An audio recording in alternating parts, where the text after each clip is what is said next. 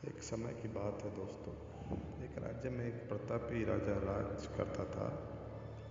एक दिन उसके दरबार में एक विदेशी आया और उसने राजा को एक सुंदर पत्थर उपहार स्वरूप दिया।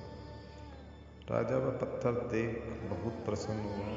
उसने उस पत्थर से भगवान विष्णु की प्रतिमा का निर्माण कर उसे राज्य के मंदिर में स्थापित करने का निर्णय लिया और प्रतिमा निर्माण का कार्य राज्य के महामंत्री को सौंप दिया।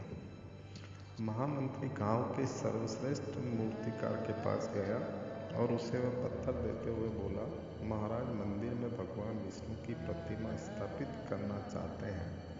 7 दिन के अंदर इस पत्थर से भगवान विष्णु की प्रतिमा तैयार कर राजमहल पहुंचा देना। इसके लिए तुम्हें 50 स्वर्ण मुद्राएं दी जाएगी।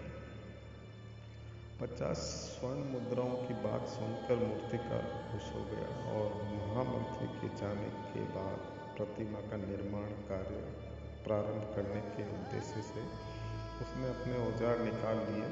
अपने औजारों में से उसने एक हथौड़ा लिया और पत्थर तोड़ने के लिए उस पर हथौड़े से वार करने लगा, किंतु पत्थर जैसे का तैसा रहा। मूर्तिकार ने हथौड़े के कई बार पत्थर पर वार किए, किंतु पत्थर नहीं टूटा।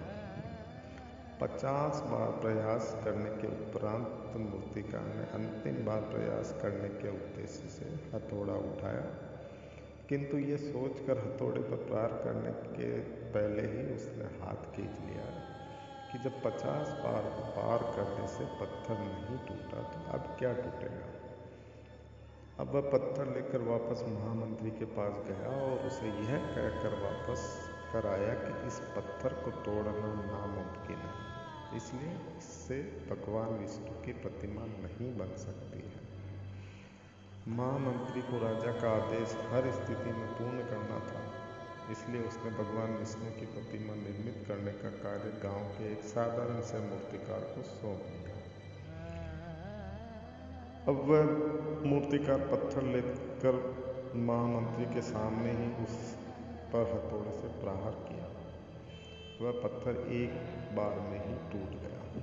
पत्थर टूटने के बाद मूर्तिकार प्रतिमा बनाने में जुट गया। इधर महामंत्री सोचने लगा कि काश पहले मूर्तिकार ने एक अंतिम प्रयास और किया होता तो सफल हो गया होता और 50 स्वर्ण मुद्राओं का हकदार बन जाता। बट उसने आखिरी प्रयास ये सोचकर छोड़ दिया कि जब इतना करने से नहीं हो सकता है तो अब क्या होगा।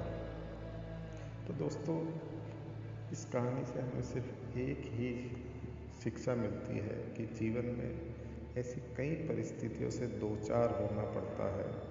कई बार किसी कार्य को करने के पहले या किसी समस्या के सामने आने पर उसका निराकरण करने के पूर्व में ही हमारा आत्मविश्वास डगमगा जाता है और हम प्रयास किए बिना ही हार मान लेते हैं। तो बस इस कहानी से यही शिक्षा मिलती है कि हमें अपने प्रयास को कभी कम नहीं करना है और हमेशा अपने प्रयास में लगे रहना है, क्योंकि जीवन में कहीं ना कहीं कभी ना कभी सफलता मिलेगी। धन्यवाद दोस्तों।